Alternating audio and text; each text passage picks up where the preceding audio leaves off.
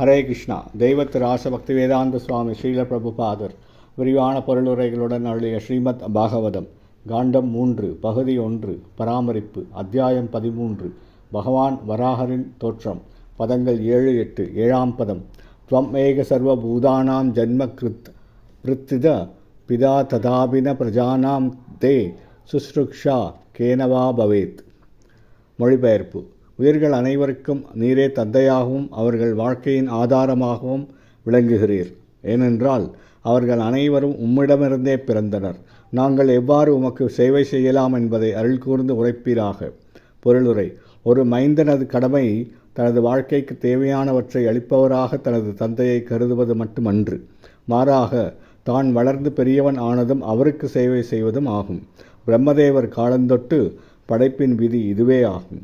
தனது மைந்தனை நன்கு வளர்ப்பது ஒரு தந்தையின் கடமையாகும். வளர்ந்தவுடன் தந்தைக்கு சேவை செய்வது மைந்தன் கடமையாகும். 8ஆம் பதம். தத் விதேகி நமஸ்துப்யம் கர்ம ஸ்வீத்யாத்ம சக்திக்ஷு யத் கிருத்வேக யசோ விஸ்வக் அமுத்ரச்ச பவேத் கதிகி. மொழிபெயர்ப்பு. ஓ வணக்கத்திற்குரியவரை, எங்களது உழைக்கும் திறனுக்கேற்ப கடமையினை நிறைவேற்றுவதற்கான வழியினை எங்களுக்கு காட்டியருள்வீராக. அதனால் நாங்கள் இம்மையில் புகழுக்காகவும் மறுமையில் வளர்ச்சிக்காகவும் அதனை பின்பற்றக்கூடும். பொருளுரை. பிரம்மதேவர் வேத ஞானத்தினை முழுமுதற் கடவுளிடமிருந்து நேரடியாக பெற்றவர். ஆகையினால் பிரம்மதேவரின் சீட பரம்பரையில் வந்தவர் தனக்களிக்கப்பட்டிருக்கும் கடமையினை சரியாக நிறைவேற்றினார் என்றால் அவர் இம்மையில் புகழும் மறுமையில் முக்தியும் நிச்சயம் அடைவார்.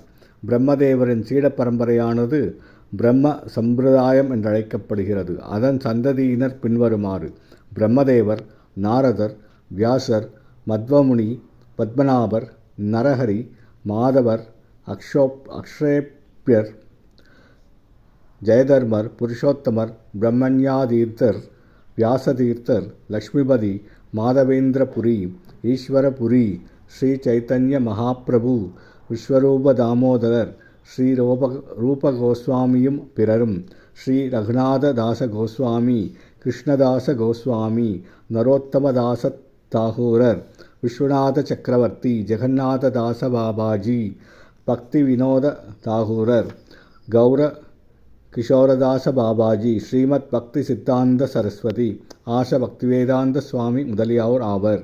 பிரம்மதேவரின் சீட பரம்பரையானது ஆன்மீகமானது. அதே சமயம் மனுவின் மரபு வழியென்பது உலகியல் வழக்கமாகும். ஆயினும் இவ்விரண்டுமே கிருஷ்ண உணர்வு என்னும் ஒரே லட்சியத்தினை நோக்கி நடைபெறும் பயணமே ஆகும். ஹரே கிருஷ்ணா.